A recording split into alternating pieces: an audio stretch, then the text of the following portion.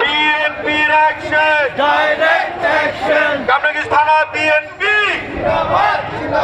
জিন্দাবাদ, জিন্দাবাদ।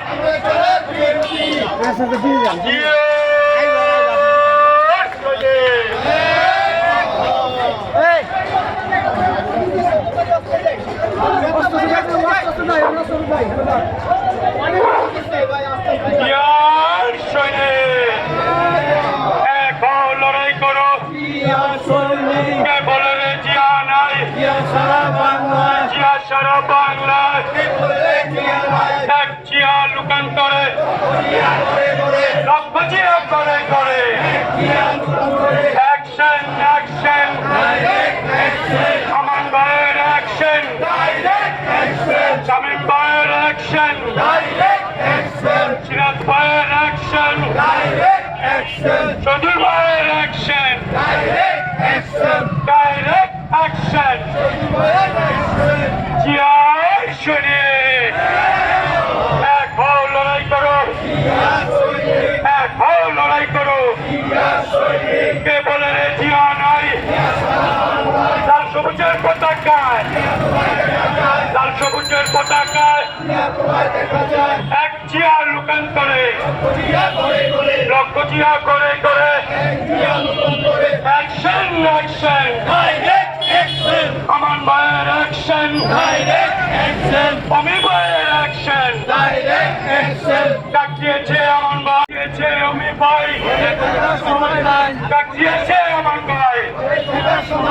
Action, action, আমান ভাইয়ের অ্যাকশন, অমি ভাইয়ের অ্যাকশন, শামীম ভাইয়ের অ্যাকশন, সজুল ভাইয়ের অ্যাকশন, সিরাজ ভাইয়ের অ্যাকশন, ডাক দিয়েছে আমান ভাই।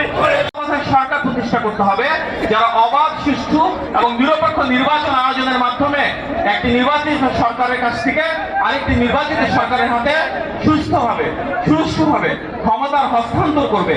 সেই তত্ত্বাবধায়ক সরকারও কিন্তু বিএনপির হাতে প্রতিষ্ঠিত। আমাদের দেশের নেত্রী বেগম খালেদা জিয়া প্রথম সরকারের সময় জাতীয় ঐক্যমত্যের ভিত্তিতে প্রতিষ্ঠিত হয়েছিল। আমাদের শহীদ প্রেসিডেন্ট জিয়াউর রহমান যখন বাংলাদেশের দায়িত্ব নিয়েছিলেন তখন আমরা দেখেছি একটা নতজন পররাষ্ট্র নীতিতে সোভিয়েত ইউনিয়ন এবং ভারতের বাইরে বাংলাদেশের আর কোনো দেশের সাথে সুসম্পর্ক ছিল না। সেখান থেকে বের করে এনে আমাদের নেতা শহীদ জিয়া বাংলাদেশকে যুক্তরাষ্ট্র, যুক্তরাজ্য, ইউরোপ, অস্ট্রেলিয়া, কানাডা সহ উন্নত বিশ্বের সাথে সম্পৃক্ত করেন, নিশ্চিত করেন বাংলাদেশে নতুন করে একটা শিল্পের জন্ম হয় যাকে আমরা বলি গার্মেন্টস শিল্প। বাংলাদেশ থেকে বিদেশে এই গার্মেন্টস রপ্তানির মাধ্যমে বাংলাদেশের অর্থনীতি চাকা ঘুরে দাঁড়ায় এবং উনি চলে যাওয়ার শহীদ জিয়ার প্রায় 40 বছর পেরিয়ে গিয়েছে, আজও বাংলাদেশের অর্থনীতি সেই গার্মেন্টসের উপরে দাঁড়িয়ে রয়েছে।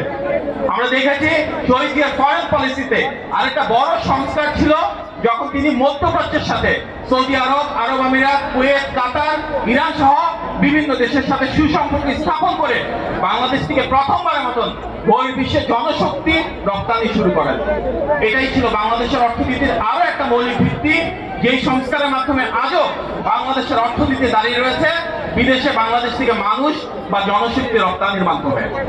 আমরা দেখেছি কৃষি সহায়তার জন্য সময় খাল খনন কর্মসূচি করা হয়েছে সারা দেশ জুড়ে।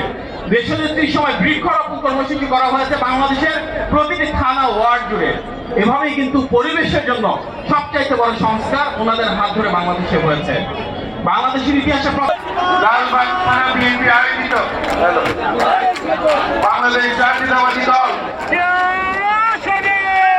সম্মানিত ভারপ্রাপ্ত চেয়ারম্যান তারেক রহমান কর্তৃক জাতির সামনে উপস্থাপিত রাষ্ট্র কাঠামো মেরামতের একটি দফা আজকে লালবাগ থানার কর্মশালা উদ্বোধন করবেন।